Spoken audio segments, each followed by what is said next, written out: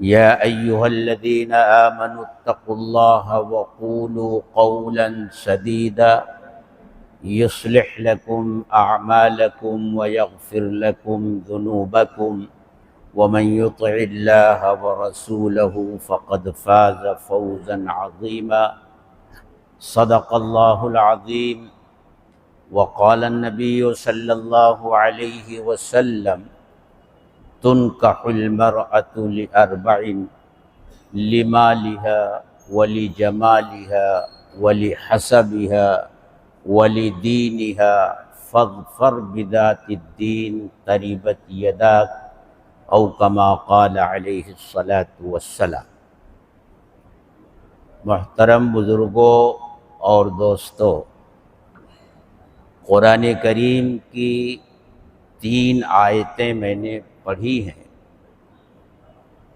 اور یہ آیتیں نکاح کے موقع پر خطبے میں پڑھی جاتی ہیں۔ شاید آپ میں سے کچھ لوگوں نے یہ سمجھا ہو کہ آج یہاں کوئی نکاح ہے اور نکاح کی مجلس ہے، لیکن ایسا نہیں ہے۔ آج کوئی نکاح نہیں ہونے والا ہے اور نہ یہ نکاح کی مجلس ہے۔ میں نے یہ آیتیں اس لیے پڑھی ہیں تاکہ نکاح کے سلسلے میں قرآن و سنت کی جو تعلیمات ہیں اختصار کے ساتھ آپ حضرات کے سامنے پیش کروں، کیونکہ آج کل شادی بیاہ کا سیزن چل رہا ہے۔ بمبئی اور دوسرے صوبوں میں ہمارے یہاں کے جو لوگ رہتے ہیں، وہ ان میں سے ایک بہت بڑی تعداد شادی بیاہ کے تعلق سے اور نکاح کے تعلق سے یہاں آئی ہوئی ہے۔ تقریباً 5 دن سے میں بھی یہاں موجود ہوں اور مختلف جگہوں کا سفر میں نے کیا، لیکن جدھر نکلا ادھر کہیں نہ کوئی بارات ملی، آنے جانے والے ملے، 2-1 نکاح میں مجھے شرکت کا موقع بھی ملا۔ تو میں نے یہ محسوس کیا کہ اس وقت نکاح ایک اہم موضوع ہے، اور اس موضوع پر اسلام کا نظریہ، اسلام کی تعلیمات، حضرت محمد الرسول اللہ صلی اللہ علیہ وسلم کی سنت ہمارے سامنے آ جائے۔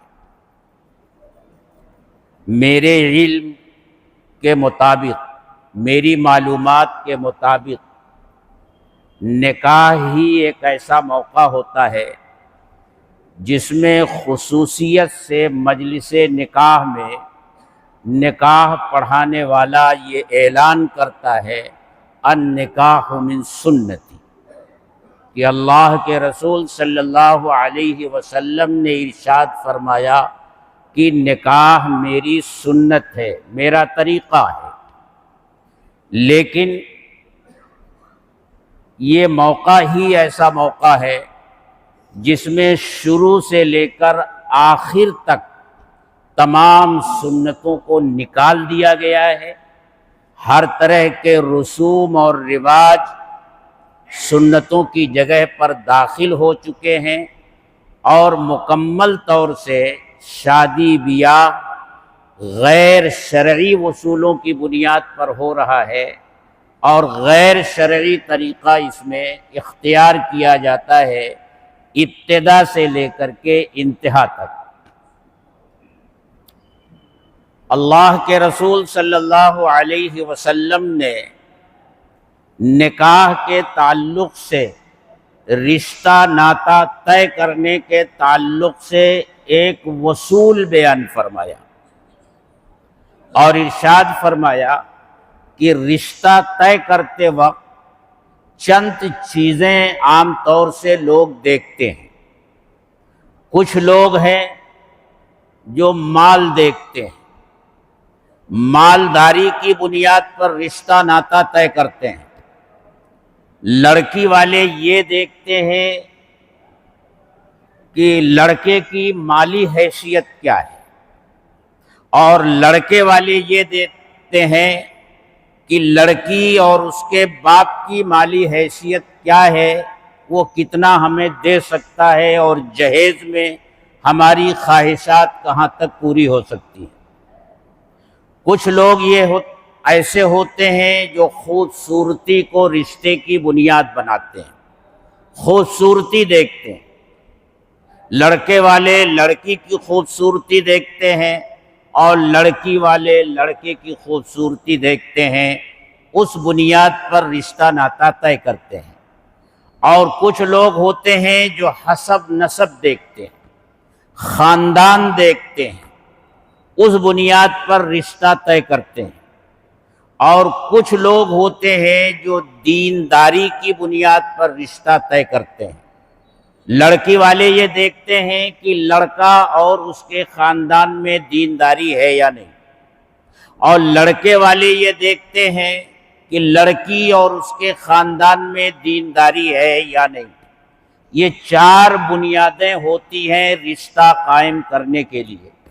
اللہ کے رسول صلی اللہ علیہ وسلم نے ارشاد فرمایا، یاد رکھو دینداری کی بنیاد پر رشتہ طے کیا کرو۔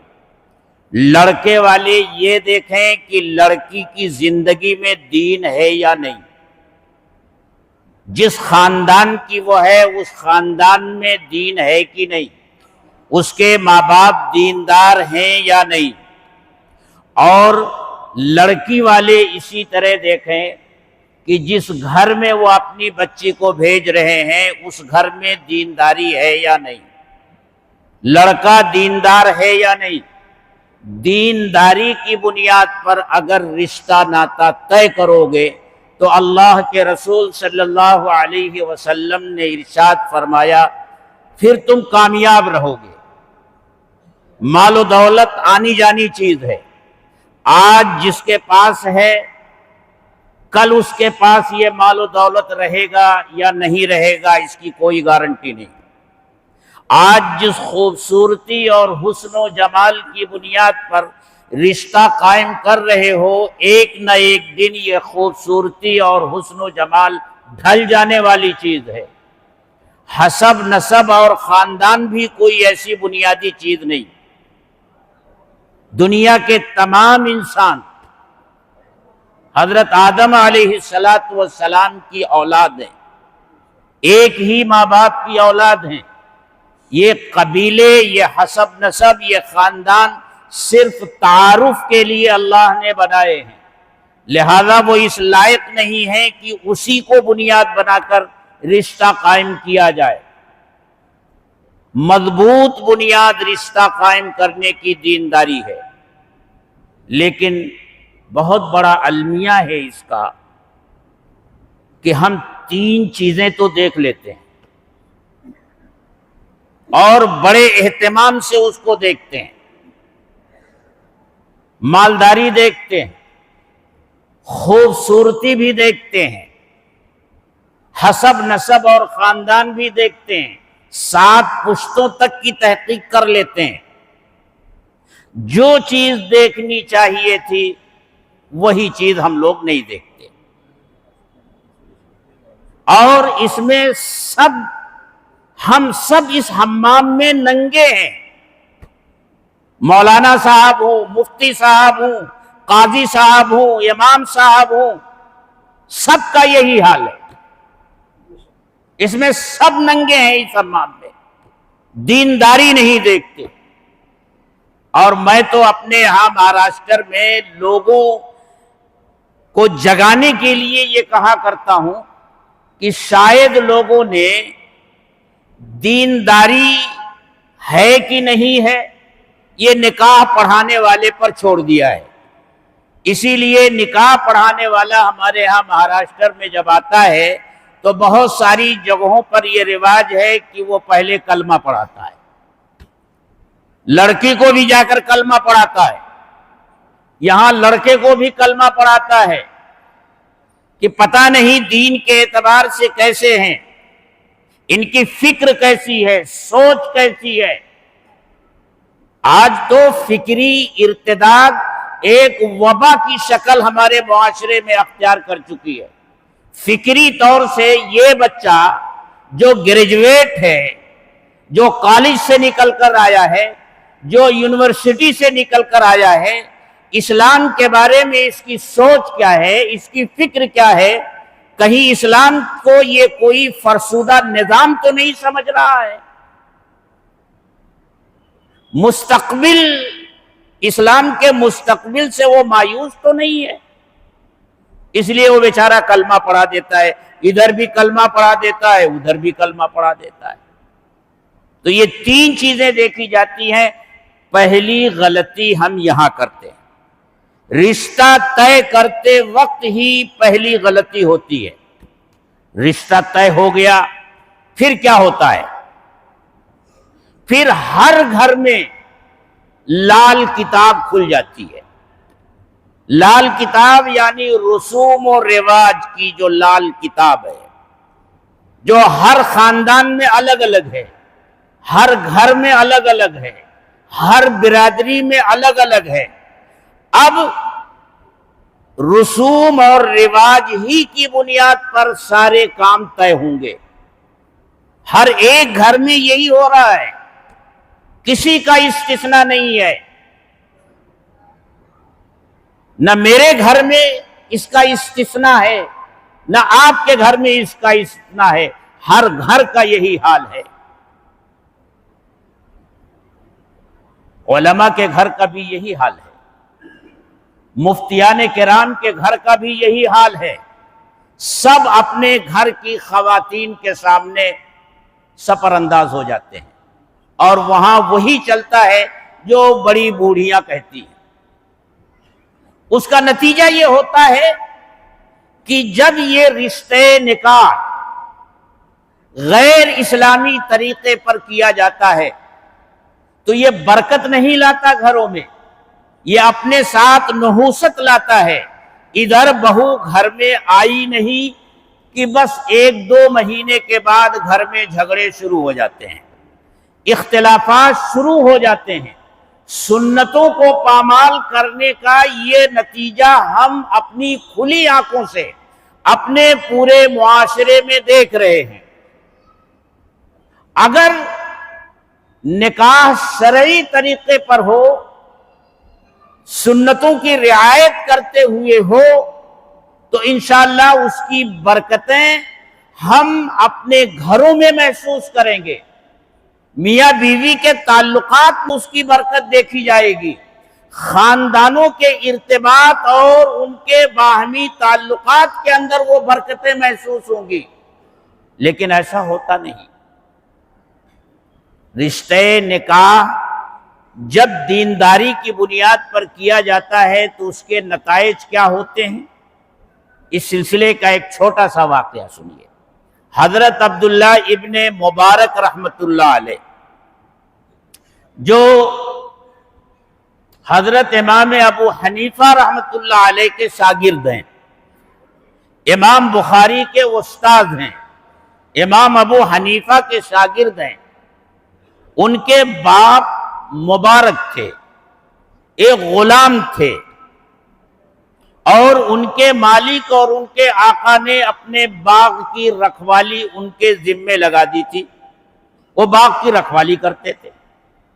ایک دن کھڑی دوپہر میں باغ کا مالک باغ میں آیا اور اس نے حضرت مبارک رحمت اللہ علیہ سے کہا کہ انار کا جوس لے آؤ۔ وہ گئے، ایک گلاس جوس لے آئے۔ اس نے جب پیا تو بجائے میٹھا ہونے کے وہ ترش نکلا، کھٹا نکلا۔ اس نے کہا مبارک یہ تو میٹھا نہیں، یہ تو کھٹا ہے، دوسرا گلاس لاؤ۔ وہ گئے، دوسرا گلاس بھر کر لائے، وہ بھی کھٹا نکلا۔ اس نے کہا مبارک کیا ہو گیا ہے تم کو؟ ہم تم سے یہ کہہ رہے ہیں کہ میٹھا شربت لاؤ، میٹھا جوس لاؤ، اور تم کھٹا لا رہے ہو، جاؤ پھر بھر کر کے لاؤ۔ وہ گئے، تیسری مرتبہ لائے، وہ بھی ویسا ہی نکلا۔ اب یہ آپے سے باہر ہو گیا۔ پوچھا مبارک تم اس باغ میں کتنے سالوں سے رہ رہے ہو؟ تو انہوں نے بتایا کہ آقا اتنے سالوں سے میں اس باغ کی خدمت کر رہا ہوں۔ فرمایا تمہیں ابھی تک یہ پتہ نہیں چلا کہ کس درخت کا پھل میٹھا ہے اور کس درخت کا پھل کھٹا ہے؟ بڑا عجیب جواب دیا۔ فرمایا آقا آپ نے مجھے اس باغ کی رکھوالی اور نگرانی کے لیے رکھا ہے، درخت کا پھل چکھنے کے لیے نہیں۔ اتنے سال ہو گئے لیکن میں نے ابھی کسی درخت کا پھل کھایا ہی نہیں، چکھا ہی نہیں، تو مجھے کیسے پتا چلے گا کہ کس کا پھل میٹھا ہے اور کس کا پھل ترچ اور کھٹا ہے؟ اس کی تو آنکھیں کھلی کی کھلی رہ گئی کہ اتنا اونچا آدمی اور ہمارے باغ کا رکھوالا۔ اس نے کہا مبارک اب تم اس باغ کی رکھوالی نہیں کرو گے، تم ہمارے محل میں رہو گے، ہمارے پاس رہو گے۔ وہ انہیں اپنے محل میں لے کر چلا گیا، وہاں رہنے لگے۔ کچھ دنوں کے بعد انہوں نے دیکھا کہ ان کا آقا کچھ پریشان سا ہے، اندر باہر آ جا رہا ہے گھر کے، اور فکر و تشویش کے آثار اس کے چہرے پر ہیں۔ ان سے رہا نہیں گیا، انہوں نے کہا حضور میں غلام، اور غلام کی کیا مجال کی وہ اپنے آقا کے معاملات میں مداخلت کرے، لیکن میں دیکھ رہا ہوں کہ آپ کچھ پریشان سے ہیں، فکر و تشویش آپ کے چہرے پر ظاہر ہو رہی ہے، آپ مجھے کچھ بتا سکتے ہیں اور میں آپ کے کچھ کام آ سکتا ہوں تو آپ مجھے ضرور بتائیں۔ اس نے کہا مبارک تم نے صحیح کہا، میری ایک ہی اولاد ہے، ایک ہی بچی ہے، اور وہ نکاح کے عمر کو پہنچ گئی ہے، اس کے بہت سارے رشتے آئے ہیں، بڑے بڑے نوابوں کے، شہزادوں کے، امیروں کے رشتے آئے ہوئے ہیں، میں اور میری بیوی فیصلہ نہیں کر پا رہے ہیں کہ کس رشتے کو قبول کریں۔ تو فرمایا حضور بس اتنا ہی، اگر آپ اجازت دیں تو میں کچھ عرض کروں؟ تو اس نے کہا مبارک کہو۔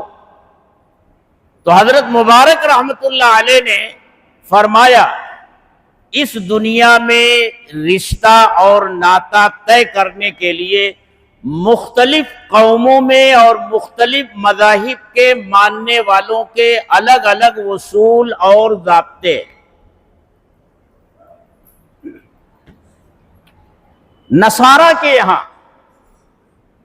حسن اور خوبصورتی دیکھی جاتی ہے، اگر نصارہ کا ضابطہ اور اصول آپ کو پسند ہے تو جو رشتے آئے ہیں ان میں جو نوجوان زیادہ خوبصورت ہو اس کو آپ شرف دامادی عطا کر دیجئے، اس کو اپنا داماد بنا لیجئے۔ اور یہودیوں کے ہاں مال و دولت دیکھا جاتا ہے، اگر یہ اصول پسند ہے تو جو نوجوان زیادہ مالدار ہو اس کو داماد بنا لیجئے۔ اور مجوسیوں کے ہاں حسب نسب دیکھا جاتا ہے، اگر یہ اصول آپ کو زیادہ پسند ہو تو جو اعلی حسب نسب کا مالک ہو آپ اس کو اپنا داماد بنا لیجئے۔ اور چوتھا اصول دیا ہے مدنی آقا حضرت محمد الرسول اللہ صلی اللہ علیہ وسلم نے کہ رشتہ ناتا دینداری کی بنیاد پر طے کرو۔ اگر یہ اصول پسند ہے تو دیکھ لیجئے جو زیادہ دیندار ہو اس کو آپ اپنا داماد بنا لیجئے۔ اس نے کہا مبارک تم اتنے اونچے آدمی ہوگے، ہمیں اس کا اندازہ بھی نہیں تھا۔ مبارک ہم تو غلام ہیں مدنی آقا حضرت محمد الرسول اللہ صلی اللہ علیہ وسلم کے، آپ کے دیے ہوئے وصول کے خلاف ہم کیسے جا سکتے ہیں؟ یہود و نصارہ اور مجاسیوں کے وصول پر ہم عمل کیسے کر سکتے ہیں؟ ہم تو اسی وصول کو اپنائیں گے جو ہمیں عطا کیا ہے حضرت محمد الرسول اللہ صلی اللہ علیہ وسلم نے۔ لیکن مبارک رکو، میں اپنی بیوی سے اور اپنی بیٹی سے مشورہ کر لیتا ہوں۔ وہ گھر میں گیا، تھوڑی دیر کے بعد باہر آیا اور اس نے کہا، مبارک، میری بیٹی اور میری بیوی اور میں نے تینوں نے یہ طے کیا ہے کہ ہم اسی اصول پر عمل کریں گے جو حضرت محمد الرسول اللہ صلی اللہ علیہ وسلم نے دیا ہے۔ ایک بات تو ہم تینوں نے یہ طے کی، اور دوسری بات ہم تینوں نے مل کر طے کی ہے، میری بیوی بھی شامل ہے اور میری بیٹی کی بھی یہی مرضی ہے کہ ہم نے تمام آنے والے رشتوں کو اس نظر سے دیکھا کہ اس میں زیادہ دیندار کون ہے، اور اس کے ساتھ ساتھ ہم نے تمہاری زندگی پر بھی غور کیا، لیکن ہم تینوں کا متفقہ فیصلہ یہ ہے کہ دینداری کے جس معیار پر تم ہو مبارک، ان میں سے کوئی اس معیار پر نہیں ہے، اس لیے میرا بھی یہی فیصلہ ہے، میری بیوی کا بھی یہی فیصلہ ہے، اور میری بیٹی کی بھی یہی مرضی ہے کہ اگر تم نکاح کے لیے تیار ہو تو میں اپنی بیٹی کو تمہارے نکاح میں دینا چاہتا ہوں۔ اس طرح حضرت مبارک رحمت اللہ علیہ کا نکاح ہوا، اور اس بابرکت نکاح سے جو بچہ پیدا ہوا وہ اپنے وقت کا امام، مجاہد،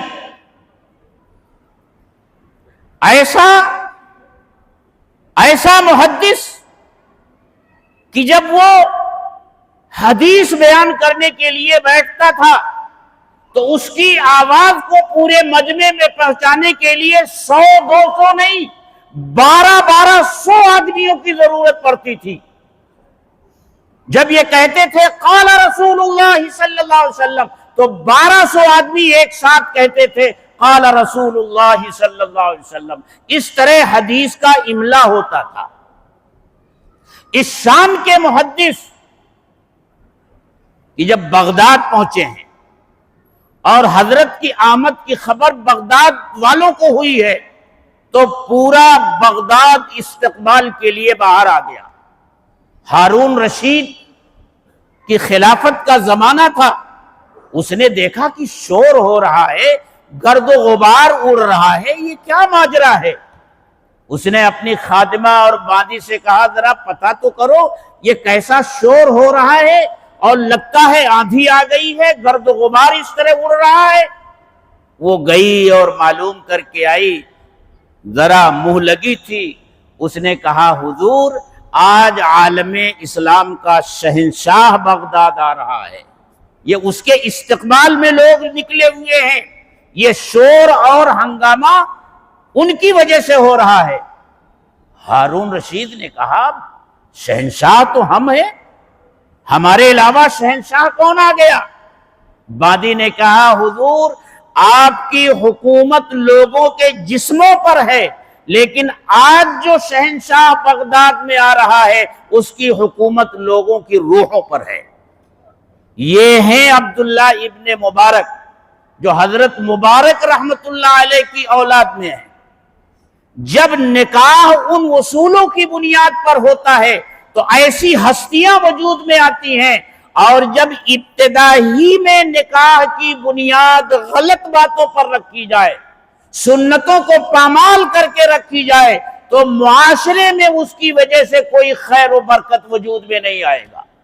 اس لیے ہمارے معاشرے میں جو بگاڑ ہے اس کے جہاں بہت سارے اسباب ہیں، وہاں ایک بڑا سبب یہ بھی ہے، جہیز کی لعنت نے تو ہمارے پورے معاشرے کو اس طرح جکڑ رکھا ہے کہ جن لوگوں کو اللہ نے لاکھوں میں دیا ہے، کروڑوں میں دیا ہے، جب نکاح کا موقع آتا ہے تو وہ سب سے بڑے بھکاری بن جاتے ہیں۔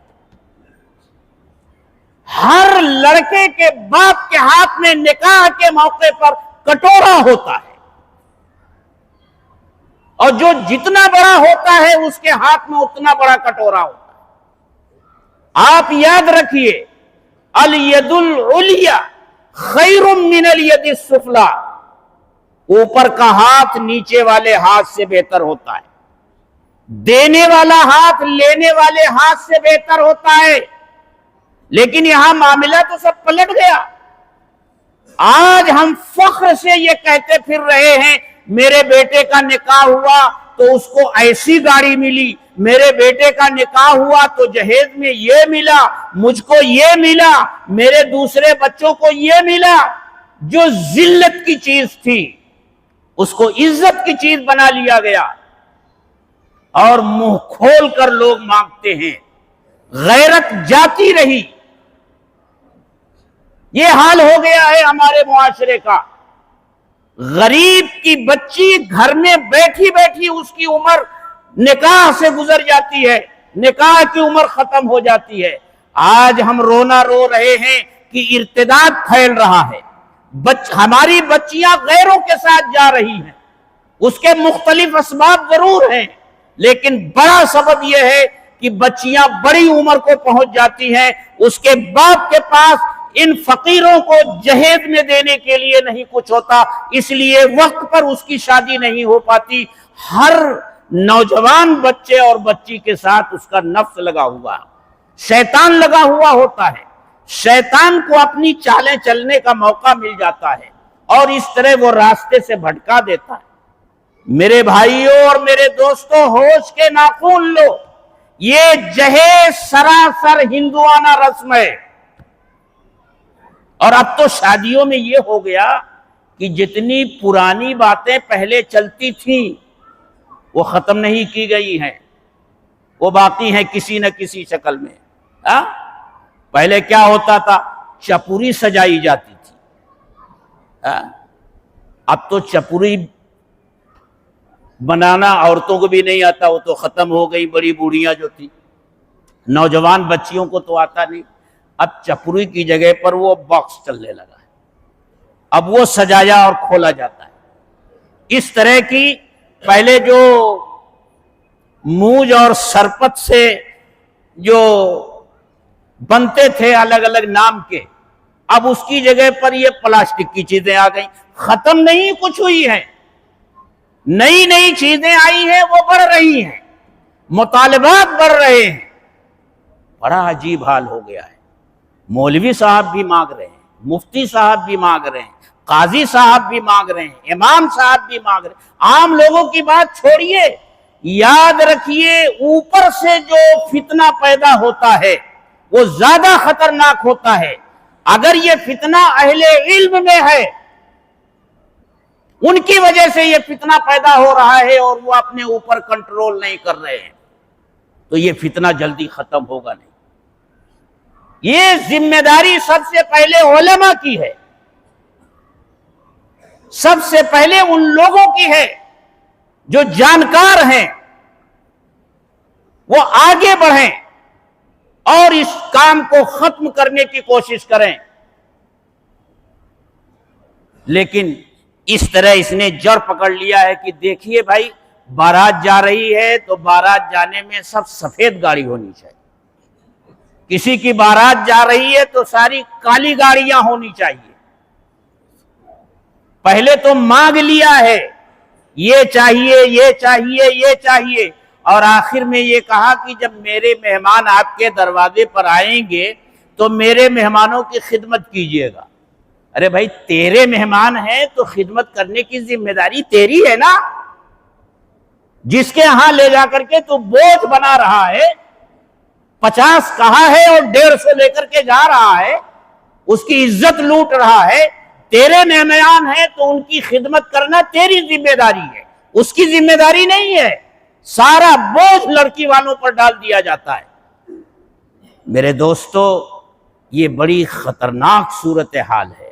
اللہ تعالیٰ کیا فرماتے ہیں؟ یا ایھا الذین آمنوا ادخلوا فی السلم کافہ، اے ایمان والو، اسلام میں پورے داخل ہو جاؤ، آدھا تیتر آدھا بٹیر نہیں کہ نماز تو خوب پابندی سے پڑھو، ہر سنت اور مستحب کی رعایت کرو، اور جب کھڑے ہو تو دونوں پیروں کے درمیان کتنا فاصلہ ہے وہ بھی ناپنے کی کوشش کرو۔ لیکن جب مسجد سے باہر نکلو تو جس طرح ٹوپی اتار کر جیب میں رکھتے ہو، اسی طرح اسلام کی ساری تعلیمات اور ہدایات کو جیب میں رکھ لو۔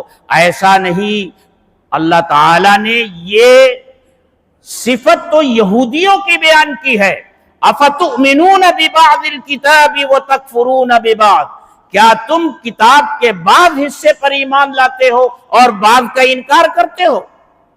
ہمارا آج حال یہی ہو گیا ہے، نماز میں تو سنت کو دیکھیں گے، دوسری عبادتوں میں سنت کو دیکھیں گے، لیکن نکاح، یاد رکھو نکاح ایک عبادت ہے، نکاح ایک عبادت ہے۔ ہر عبادت میں اللہ نے سادگی رکھی ہے، اس لیے نکاح میں بھی سادگی ہونی چاہیے۔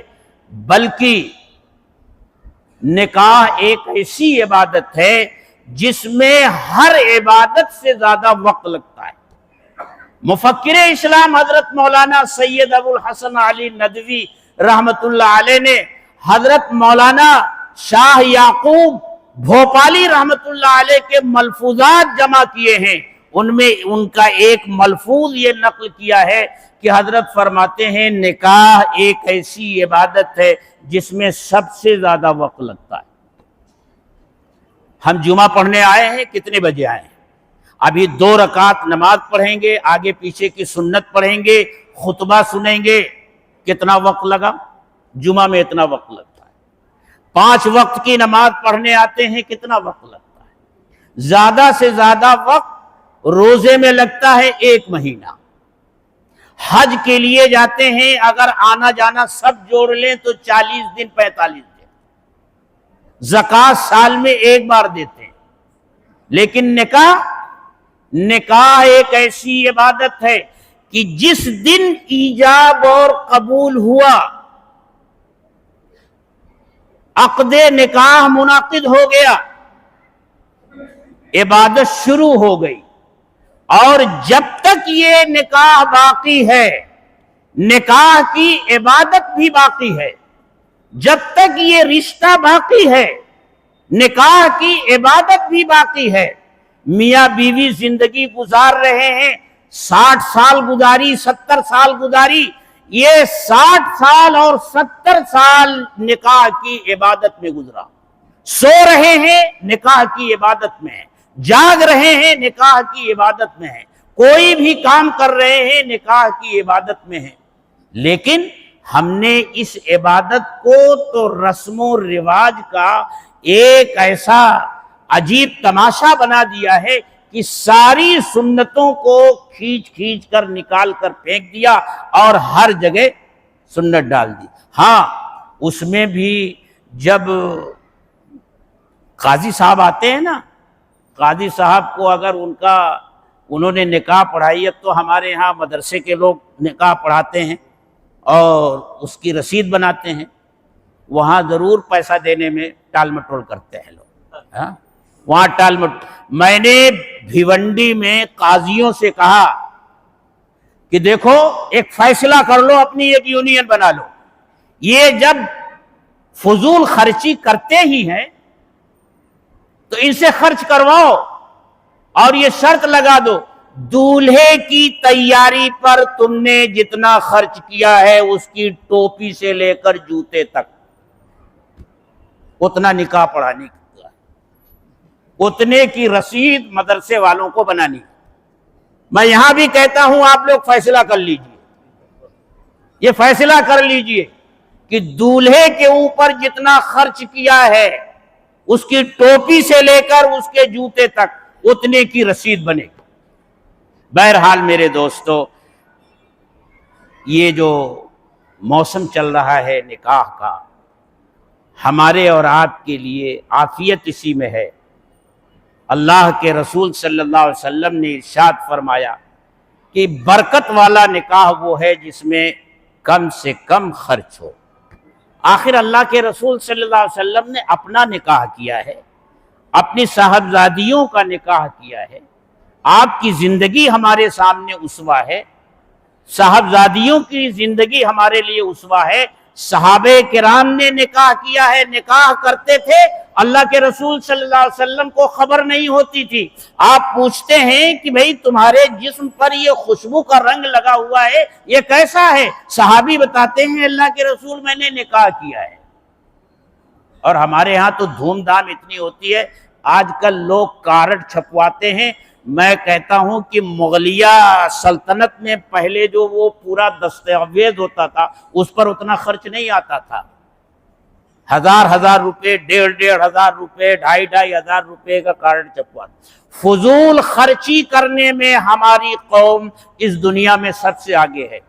یہ جو لاکھوں خرچ کرتے ہیں اور کروڑوں میں کھیلتے ہیں، ان سے کہہ دو کہ ہماری امت کو، ہماری قوم کو اس وقت اسکول کی ضرورت ہے، کالج کی ضرورت ہے، یونیورسٹی کی ضرورت ہے. ہماری بچیاں جو غیروں کے ساتھ جا رہی ہے اس کی ایک وجہ یہ بھی ہے کہ مخلوط نظام تعلیم ہے. ہم اپنے اسکول بنائیں، بچیوں کے لیے الگ نظام تعلیم ہو، بچوں کے لیے، لیکن پھر پیسہ نہیں نکلتا جیب سے. اللہ ہم سب کو سمجھ عطا فرمائے.